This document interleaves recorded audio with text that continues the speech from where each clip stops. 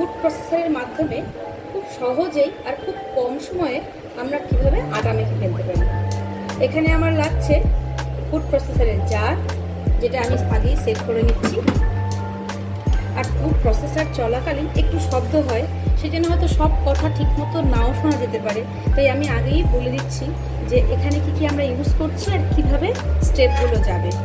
এখানে আমি ইউজ করছি আটা, 1 বাটি আটা, গরম জল। আমি সাধারণত গরম জলেই আটাটা মাখি, তাহলে আটাটাও খুব নরম হয় আর রুটিটাও খুব নরম হয়, খেতে খুব ভালো হয়।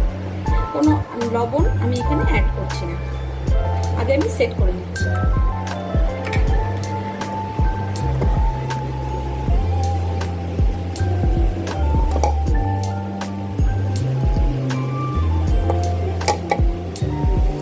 আমি আটাটা দিয়ে দিচ্ছি।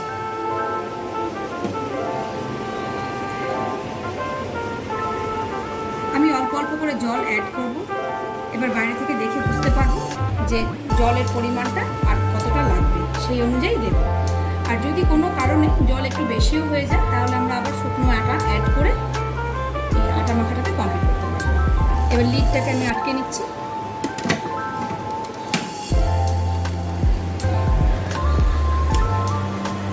এখানে বন্ধুরা কতগুলো পাওয়ার বাটন আছে, যেখানে স্পিডটা কন্ট্রোল করে।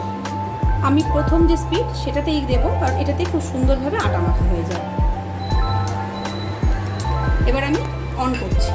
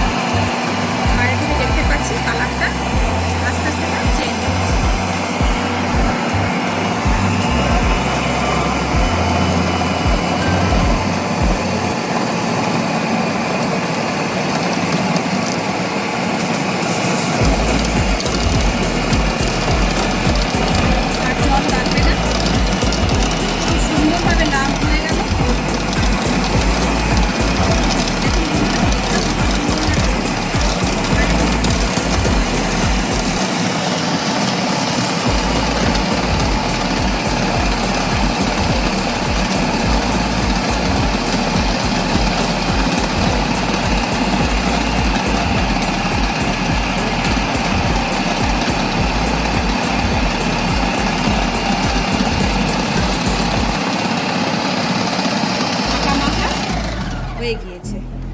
এবার আমি আস্তে আস্তে লিডটাকে খুলছি।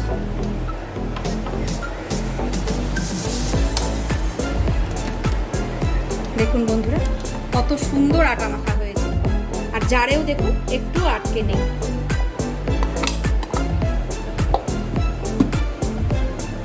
কত নরম, কত সুন্দর একটা শেপ এসছে।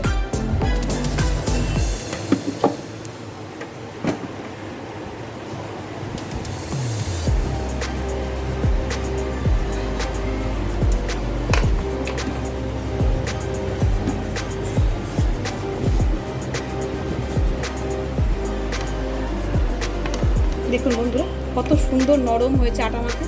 আর দেখুন জারের মধ্যেও একটু আটা নেই, পুরো জার আমার পরিষ্কার, অপচয়ও হয়নি একটু আটা। খুব সুন্দর হয়েছে আটা মাখা। দেখুন বন্ধুরা, এই রুটি করলে রুটিটাও বেশ কিছুক্ষণ নরম থাকে। খুব সুন্দর হয়েছে। এভাবে দেখুন বন্ধুরা, আমরা সময়ও বাঁচাতে পারি, আমাদের পরিশ্রমও অনেকটা কম হয়। কারণ আমাদের আটা মাখতে যে সময় লাগে বা কষ্ট হয়, সবারই তো পারেন না নিজে হাতে মাখতে। সেটার জন্য আমরা স্বনির্ভরশীল। আর এই জারটা শুধু জলে একটু ভিজিয়ে রেখে ধুয়ে ফেললেই পরিষ্কার হয়ে যাবে, আর কিচ্ছু এখানে অ্যাড করতে হবে না। আমি এটা এখন ভিজিয়ে ধুয়ে নেব। আশা করি আপনাদের ভালো লাগলো বন্ধুরা। আমার সঙ্গে এতক্ষণ থাকার জন্য অনেক ধন্যবাদ। প্লিজ বন্ধুরা আমার চ্যানেলটিকে সাবস্ক্রাইব করুন যদি আপনাদের ভালো লাগে ভিডিওটি। ধন্যবাদ।